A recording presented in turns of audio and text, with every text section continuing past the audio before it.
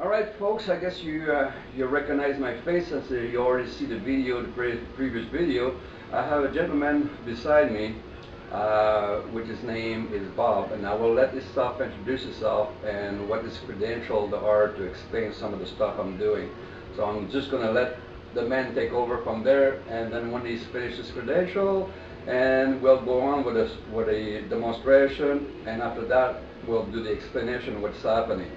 So Bob, is all yours. Good morning. My name is Bob Klein. Many long years ago, I was trained as a mathematician at the University of Waterloo.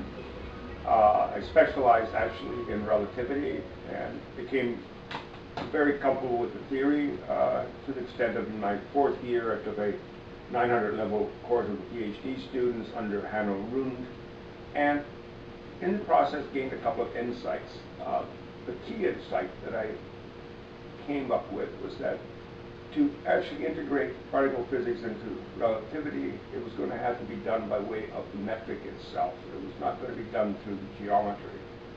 And this has guided my own thinking and research ever since. At the time, I also dismissed quantum theory as a theoretical basis for approaching the whole problem of fundamental physics. And the reason for that is that quantum theory and the theories that are being used today are, I best describe as empirically driven, but they are very much Ptolemaic theories laid on an array of facts, not foundational. Okay, and that was why Einstein ultimately himself dismissed quantum theory, because he knew whatever you ended up with, the whole theory was truly Ptolemaic. Every time you found some new evidence, you gave another adjustment to the blanket. Okay, but you're not saying anything about the underlying reality. Okay, my approach, of course, was to go out, try to find out how to get to the foundational reality of our universe, and that I believe I have achieved. Okay, and and about 3 or 4 years ago, I published actually a paper which introduced a complete expansion of the whole foundations of mathematics, and introduced the third and the fourth order Pythagorean. I've also written a paper that introduced something called cloud cosmology, which describes the foundational particles that make the foundational particle of the universe, foundational first step of the universe, and how that can be described mathematically. So I do have those tools. That has led to the thought experiment that has allowed me to assemble a thought experiment, a thought model of the electron itself, the electron, and what I will call the electron pair, which is very critical here. And that leads pretty directly to the self-assembly of the neutrons and the rest of our particle universe. What is critical in all of this is that the particles being produced are actually naturally neutral. I'll use the phrase neutral. They're not quite perfectly neutral, but they're neutral compared to the dealing with the electron, which is powerfully a negative, the proton, which we're used to seeing a powerful positive charge. And when you have a cloud of electrons, they naturally push each other apart. Whereas electron pairing, and which by the way has been hypothesized for superconductance as the Cooper pair, it's the natural media for working with electrons. So my fundamental conjecture is that when we are dealing with electricity, we are dealing with almost a fluid of these neutral pairs, which acts as the media for the electrons to operate and be shielded by. Good. Yeah, that's good. I mean, what I'm trying to get is so other folks can understand what is going on beside, my little theory of what is going on and the tests and all the the result I got. And as you know, we are the summer, I was keeping you a note and almost every day, phoning you a couple of times and tell you what I was getting out of the result as I was walking toward what we have in the front of us. It was a long walk and a long summer, but now a lot of stuff I'm doing, and I'm getting a reaction which I didn't understand, especially the reading of the temperature of what was coming out. It was something. It was not quite normal for me to reach that low of a temperature. But what we're going to do, I think, I'm going to start doing a little example. I'm going to re-explain very shortly, since everybody knows about this. If you don't mind, I'm going to walk in front of the camera and go to the other side. And we have, again, we have a 218-volt battery. It's connected in series, so it makes 36 volt. Each battery have 1.1 amp hours. So you cannot multiply the amp. When you connect a DC battery in series, you only multiply the volts. So that's why I get 36 volt, 1 amp of heat of those batteries. I'm pushing it through. That's just a regular switch on off. I'm pushing it through to a 24 volt high-speed DC brush-fed motor, and it's hooked up to this little, we call it a pump now. I guess last night we figured out it's more like a pump than a generator, because we obviously not producing a whole. It shows like we're producing voltage, but it's more energy than volts. So we're going to run this little thing here, but before we go too far, I'm going to run it just to make sure we all understand back. I'm going to start testing the voltage of this.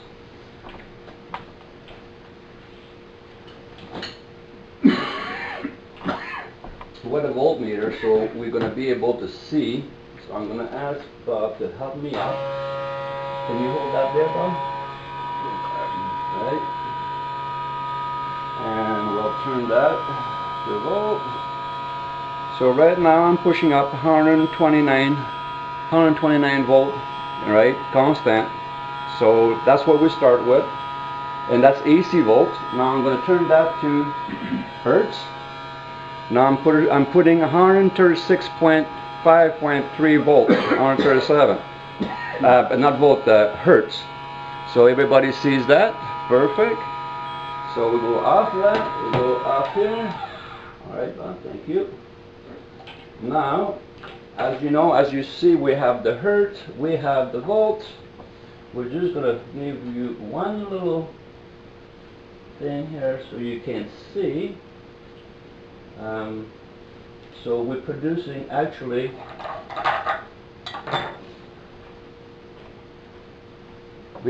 producing heat. So we're actually producing energy. Now, that's a 40-watt bulb, burns a full light spectrum at full temperature. But Bob, you like to stick your finger between the two wires there? See if you feel anything between. There we go. Small buzz. Very small buzz.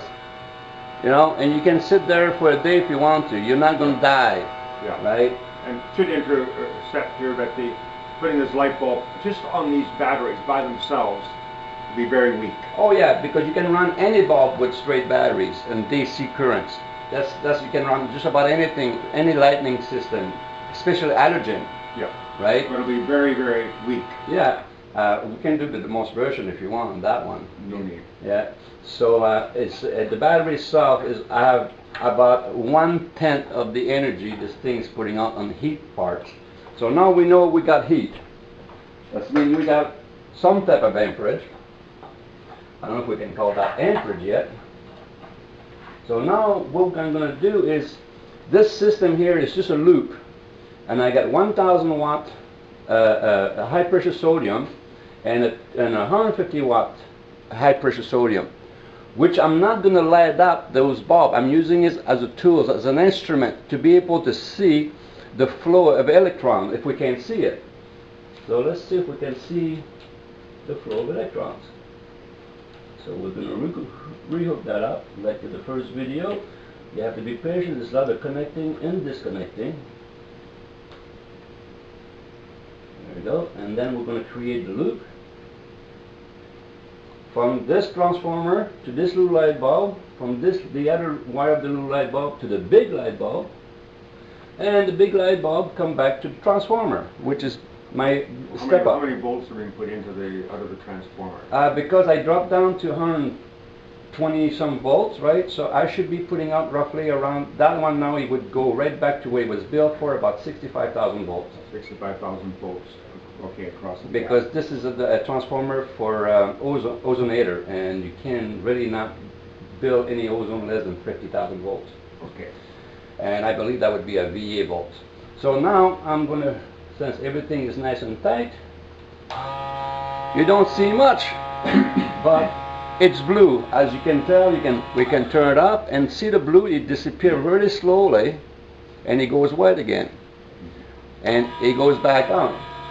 Now the electrons, they're not activated. It's just a straight flow of electrons.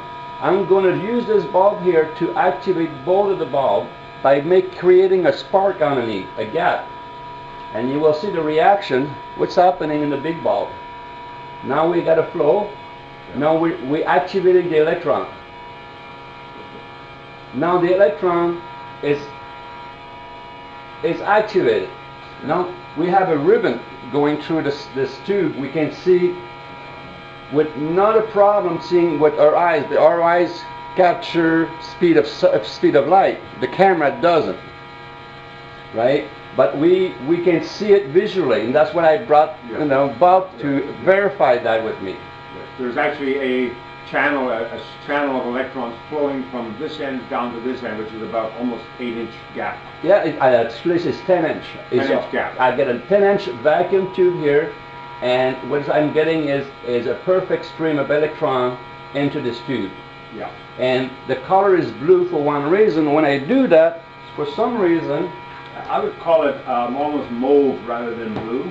Yeah, it's kind of purplish blue, I guess. It's sliding toward the end of the spectrum.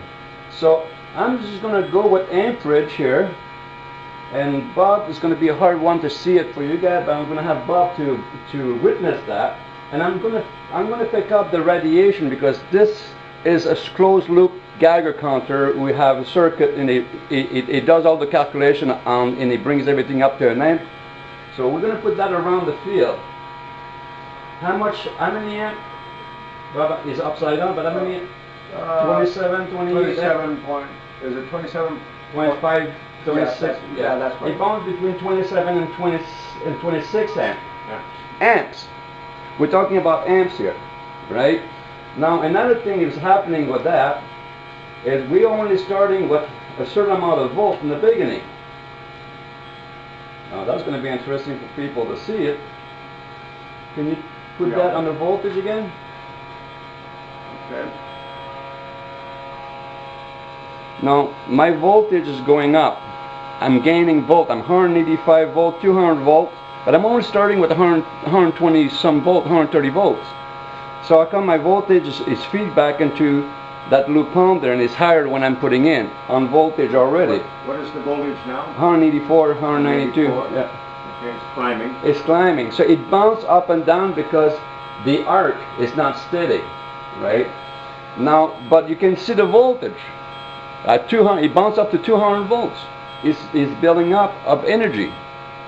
But I'm only putting, the actual thing is only putting 120 volts. Yeah. So the contribution of this component is 120 volts. Yeah. And the system that we've activated, with no further input, is increasing its voltage. Exactly. And when you look, those blue lights here, they're lighting up. They're just sitting on the top of the wire. And those are burnt out fluorescent tube I got. Yeah. And the reason when I start creating power or energy, those lights start to glow up by itself, just sitting on the wire. And I'll show you why they glow. I'll pick my other instrument. It's a very simple instrument. It's a laser thermometer or an infrared thermometer they call it. But as you can hear right now, it's crackling. That means it's reading temperature. I don't know if you can see that, but and the reading is? The reading is 400 Fahrenheit, 500 and some degree Fahrenheit. It's bouncing between 400 and 500 below zero on the temperature. So it's giving a negative reading on temperature. On temperature. Now, Now we don't. I'm going to point that to Bob, and he's back to his normal temperature. The glass itself is normal temperature. Oh yeah, you don't have anything. And soon I stop the reaction. Now the blue is just going straight. I have normal temperature of the room, and it's a straight temperature. Now the whole. Yeah, we know the voltage now. So the whole question is, we're definitely detecting radiation, but at the other side of the spectrum. So if we do that on the other side of the spectrum, we can recuperate that, because we already know we have a buildup of energy and voltage was building up between into the loop. What appears to be happening, I said I'm treating this as an electron pump, and that this part of it would be a direct current motor. It acts as a modulator that creates a gate for electrons. Mm-hmm. Okay, and it appears to me that the electron is the supply, if you like, is building up in the system. Mm-hmm. Okay, which is, and with the back voltage and everything else, and of course, with a spark gap and driving it, and the high voltage coming off that end, it triggers the electron flow coming through the tubes. Correct. Okay, which is pretty nice, and pretty nice from a couple of batteries. Oh yeah, I mean, like, in other words, it's completely implausible. Exactly. Otherwise, if we're just reading the energy of the radiation on amp volume, so far it's 4,000 times what the battery puts out. That's right. Way above and beyond. Okay. The interesting question which has arisen is that we're getting a negative reading from this device. We don't know whether to trust that or not, but it's telling us that probably heat's been absorbed rather than being produced. Okay, and it might not be, we don't have to take it that this is a valid reading, but it's certainly a different direction than expected. But just to tell you, there's nothing wrong with this thing. Yeah. Actually, when you move from there at -500, you go to the table, it will give you the room ambience at the point. I've been testing so many things with that, and this thing is telling me everything I'm testing with the thermometer is bang on. On the other hand, it's now testing something, and it's gone into a negative range, which the number may not be meaningless, but it's definitely outside the range of this device. That's what it confirms. Yeah. Okay. Now, what's also interesting, after energizing this tube, if you put it in a dark room, the tube itself keeps emitting. Okay. Yeah. And we tested it with two different types of glasses, so we don't think the glass is emitting light. We think the vacuum itself is emitting light. And I say the vacuum, as suggested in my theory, is full of electron pairs. Electron pairs penetrate glass, penetrate copper wire, penetrate stone for that matter, because logically, electron pair has a scaling that's at least 10 times smaller than that of a neutron, okay? And more likely 100 times smaller. So that you have a neutron here and a neutron over here. Many electron pairs can flow through because they're neutral, okay? It's like water. And don't forget that the original thinking of electricity was very much influenced by hydraulic concepts. Exactly. The idea that the media for electrons that we're working with are in fact a hydraulic fluid of electron pairs has never really... Yeah, and we can prove that because we can create pressure in an electric wire. But what's important, when we put this in a dark room, it will, after being energized like this, it will glow for about 9 hours. 9 hours. As you see, the tube right now is white. If you keep that in a dark room, the only thing you're going to see in a dark room when you close the door is the blue tube in the middle. Yes. And we did that last night because I wanted to make sure it sees that. Yeah. So that's important because and it needs to be completely proven. But it really tells me that if there's we're calling it dark matter, it's also Cooper pairs. So it's absorbing the light and it's re-radiating it slowly over time. Okay, absorbing energy, and dark matter is a photon sponge. It is a natural structure for absorbing photons and holding them. Okay, and it's put and re-emitting. It was fully loaded. A fully loaded media. It makes sense that it would emit any surpluses. Mm-hmm. Okay, so in a way we've seen the effect of dark matter in a vacuum.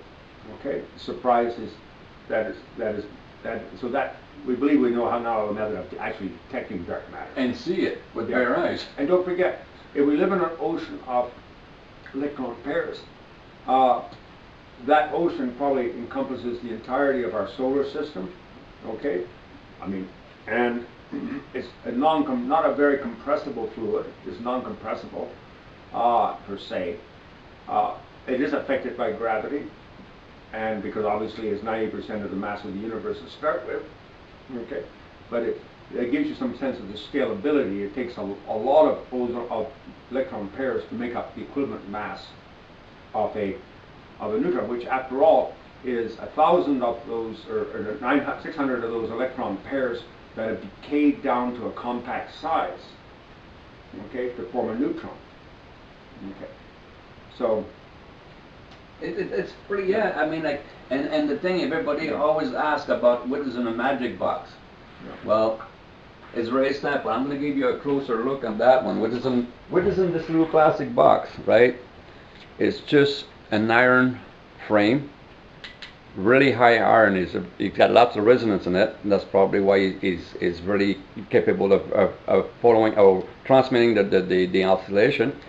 Double copper coil, right? That's one coil, cross over with the wire and do the other coil, and then split it in half, and then shove over this iron bar.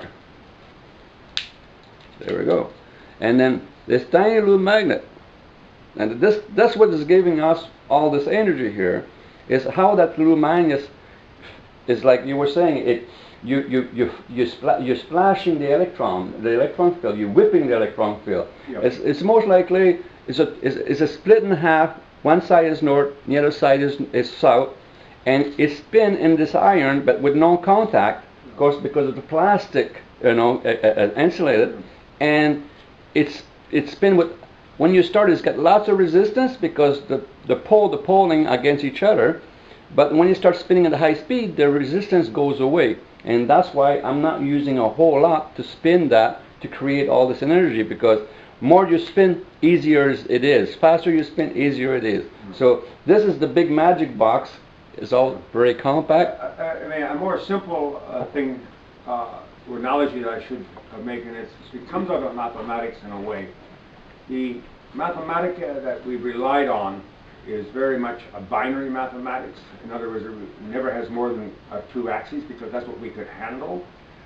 The expansion of the mathematic theories that I've brought allows a third and a fourth axis and ultimately an nth axis. But instead of doing a mapping of a circle, which is what the sine and the cosine function does, you're doing a mapping of a spiral. So when you create a complex device with essentially more than two axes, okay, are working against each other, you actually are inducing a spiral function reaction, which is like a whip. In other words, there's going to be a pulse wave that will catch an electron and tip it over another curve. So assuming that this here is a normal alternating current motor, I've got a beautiful sine wave. I got this other wave which has got at least 4 axes in it, and it's whipping electrons over the gate. The wave acts as a gate, and it's throwing them over the gate. The only way to describe it. So this is creating a gate here that pushes electrons into the system, and the electrons, they're not coming down from the battery, by the way. This creates a potential for absorbing electrons. The electrons have to come from somewhere. They come out of the dark matter surrounding us, draws them out of the atmosphere, if you like, and this charges up our system. And then you get locked into the loop. You got locked into the loop here, and then you're now able to do brake horsepower, to produce brake horsepower in the process. So it's definitely a way of tapping the ambient potential of the world around us. Oh, I mean, like, you know, I can recuperate electricity just from around the wire and create usable electricity and usable land. And we're doing no more than was ever done when you put a water wheel into a river. Exactly. Okay. More likely, and those if we would have a magnet with a water wheel, we would be at that stage. So by no stretch of imagination is energy being created here. It is being accessed with this pump. Yeah, that's what I'm getting into, and you have to understand, this pump was not built to do that. This is an AC motor, a discharge pump for a front loader washing machine. Yes. So it's nothing fancy here, and it was not designed for that. Very nice piece of work, though.